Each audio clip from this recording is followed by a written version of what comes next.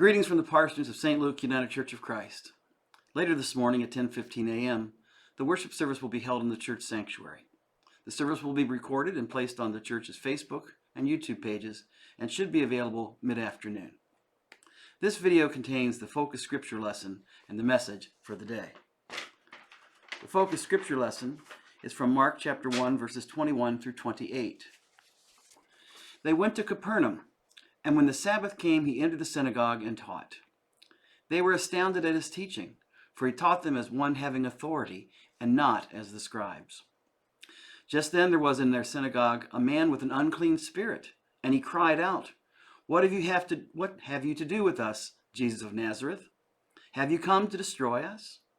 I know who you are, the Holy One of God. But Jesus rebuked him, saying, Be silent and come out of him. And the unclean spirit, convulsing him and crying with a loud voice, came out of him. They were all amazed, and they kept on asking one another, What is this? A new teaching with authority? He commands even the unclean spirits, and they obey him. At once his fame began to spread throughout the surrounding region of Galilee. You know, most Christians remember Mother Teresa as the true saint she was. That's why I was so startled by an item I read in a book that was published shortly after her death in 1997.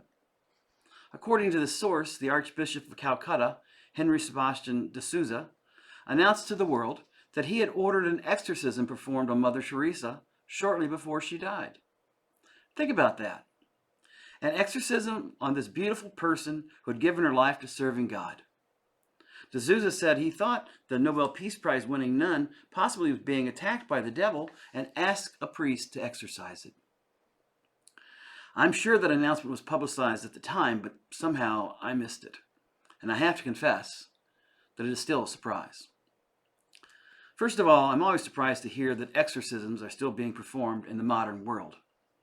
But according to the same source, at the time of Mother Teresa's exorcism, the Roman Catholic Church had 10 full-time exorcists stationed in the United States and over 300 in Italy. But this is not strictly a Catholic phenomenon. According to recent estimates, there are at least 500 and perhaps 1,000 evangelical Christian exorcism ministries in the United States. The author of this book adds quite humorously, Jews, on the other hand, do not believe in exorcism. Their faith instead resides in expensive and prolonged psychiatry. Just a joke, of course, and one that our Jewish friends would laugh at the most. The reason I'm surprised is that in our day, we have become far more accustomed to attributing calamities and disorders to the forces of nature or to internal mental or emotional problems rather than demon possession. The remedy, according to our modern mindset, is not exorcism, but counseling and/or medication. But perhaps I shouldn't be surprised. Possession by demons is a handy way to explain some of the tragic events that occur in this world. Florida pastor, the Reverend Charles Reeb, tells about a cartoon that appeared in the Atlanta Constitution after a man named Mark Barton walked into an Atlanta business office and shot and killed several people. In the cartoon, a small boy is sitting next to his mother and a newspaper is lying on the table. The headline reads, Atlanta Murderer Mark Barton. Confused, the boy is looking up at his mother and saying, You said monsters don't exist. Monsters do exist, don't they? Does anyone remember the name John Wayne Gacy? Gacy was born in Chicago in 1942. We're told that many times during his childhood he was called a sissy and suffered countless beatings at the hands of his alcoholic father. He was married to and divorced from his first wife while he was a restaurant manager in Iowa. He remarried a few years later and settled in a Chicago suburb. There he seemed to be a model citizen. He became a community activist, a successful independent contractor, and a leader in the Junior Chamber of Commerce. In 1970, the local Jaycees elected him as Man of the Year for his entertainment of hospitalized children as Pogo the Clown. But beginning in 1972, John Wayne Gacy displayed a dark side. That year, he began to kidnap, torture, and kill young men. His victims ranged in age from 9 to 27. He lured some to their deaths with promises of construction jobs. Then he'd offer them liquor, and once he got them drunk, he tied them to a chair and chloroformed them. Gacy also sexually violated each of his victims before killing them. Afterward, he buried the bodies in the crawl space underneath his home. When John Wayne Gacy was finally caught, the police found 28 bodies in the crawl space of his home and 5 more corpses in a local river. In 1988, Gacy was sentenced to 21 consecutive counts of life imprisonment and 12 death sentences. 6 years later, on May 10, 1994, John Wayne Gacy, then 51 years old, was executed by lethal injection at Illinois' Stateville Penitentiary in Crest Hill. Yes, my friends, monsters do exist. So how do we explain it? In the opening scene of the Broadway musical Wicked, the good witch Glinda is asked a serious question by a resident of Oz. Glinda, why does wickedness happen? That's a good question, Glinda the Good replies, one that many people find confusifying. She then proposes 2 possibilities. Are people born wicked, or do they have wickedness thrust upon them? It's doubtful that anyone is born wicked, though we may have genetic components that may contribute to our problems. Most of us would probably attribute misguided behavior to our environment. Certainly that was a major factor with Gacy. Mental illness may certainly play a part, but probably only a small one. Most of us, when we think about the presence of absolute evil in the world, think of the leaders of the Nazis in Germany in World War II. Hannah Arendt was a German-American philosopher and political theorist until her death in 1975. She had been born into a secular Jewish home in Germany, but escaped to the United States in 1941.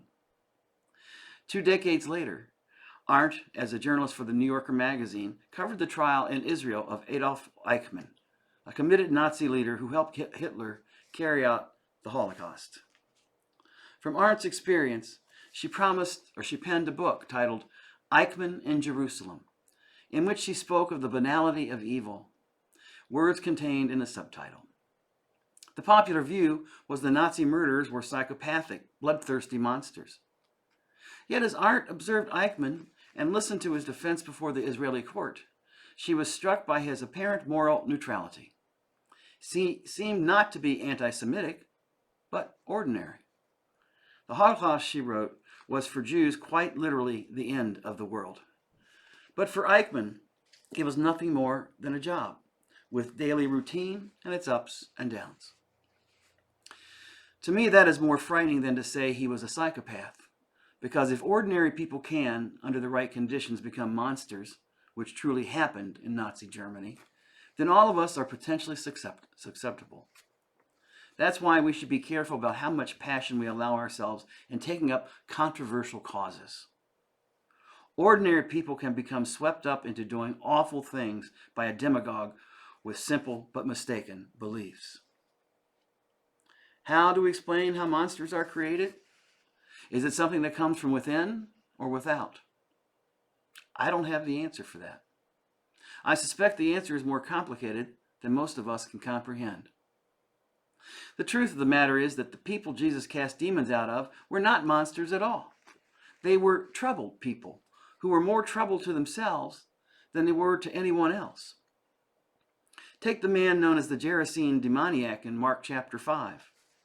He was living in a cemetery, and evidently he was no danger to anyone but himself. He was quite disturbed, however.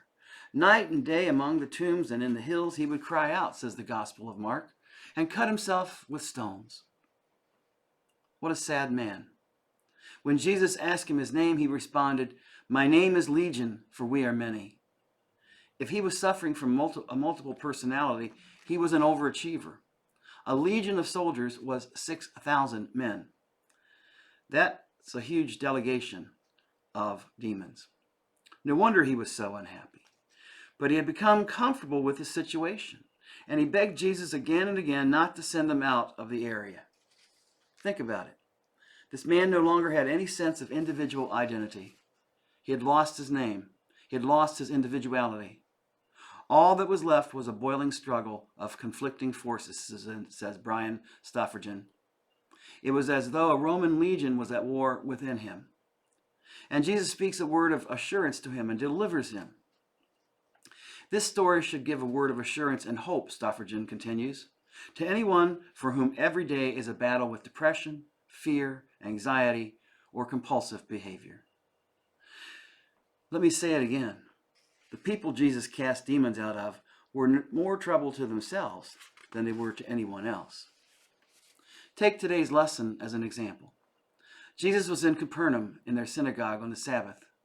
He was teaching, and the people were amazed at his authority. But a man in their synagogue who was possessed by an impure spirit cried out, "What do you want with us, Jesus of Nazareth? Have you come to destroy us? I know who you are, the Holy One of God." "Be quiet," said Jesus sternly. "Come out of him." The impure spirit shook the man violently and came out of him with a shriek. The people were amazed again, and they asked each other, "What is this? A new teaching and with authority? He even gives orders to impure spirits, and they obey him." It's a wonderful story, but notice one more time. There was nothing scary about this man. It wasn't as if he brought an AK-47 to the synagogue with him. He was just a very sad man, so troubled that he disturbed the rabbi while he tried to teach.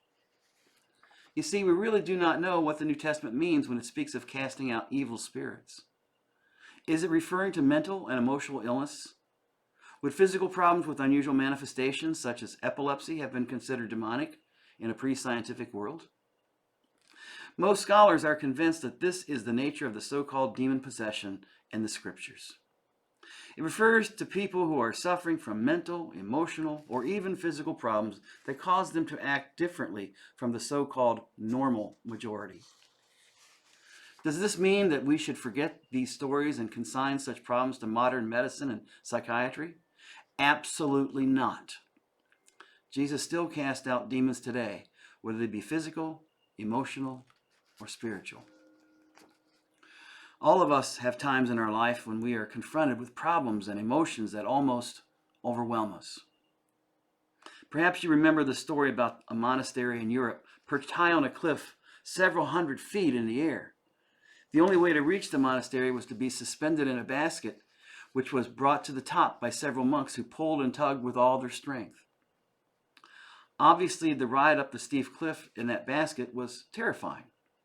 One tourist got exceedingly nervous about halfway up as he noticed that the rope by which he was suspended was old and frayed. And with a trembling voice, he asked the monk who was riding with him in the basket how often they changed the rope. And the monk thought for a moment, and he answered brusquely, "Whenever it breaks." Not much comfort there. There have been times in my life when emotionally I've been suspended in that basket. I was at the end of my rope and feared it would break. Perhaps you've had that experience too. What comfort it is to know that we have a friend who can heal brokenness of any kind, whether it's physical, emotional, or spiritual, if we will let him. You see, trust in God plays a role in our healing.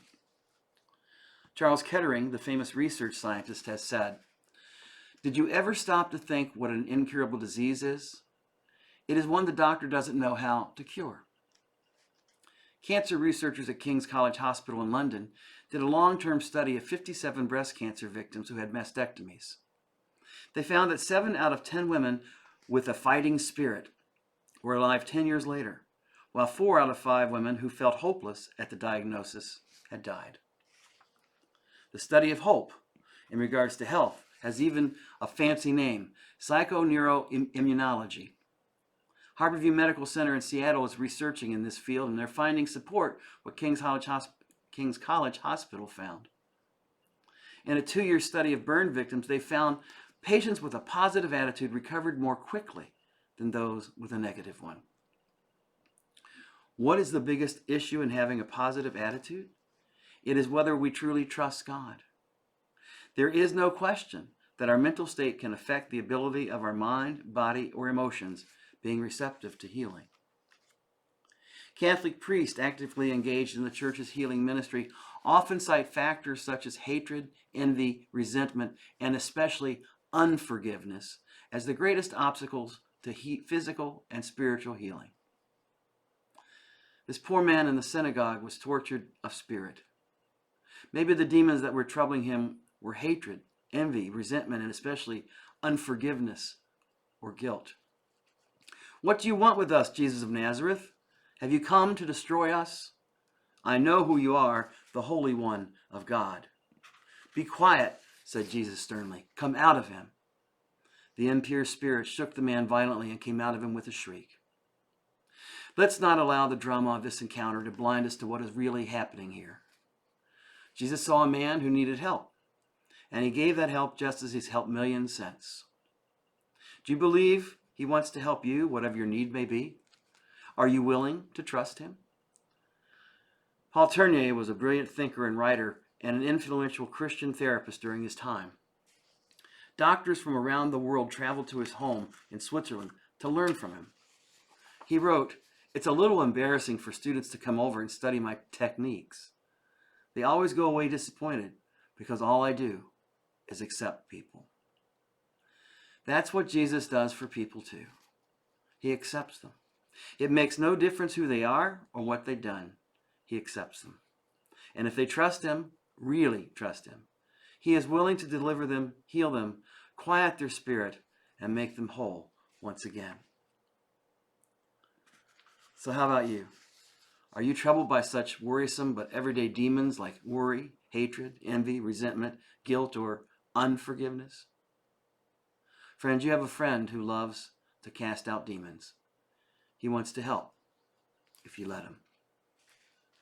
Until we meet again, may the God of hope fill you with all joy and peace.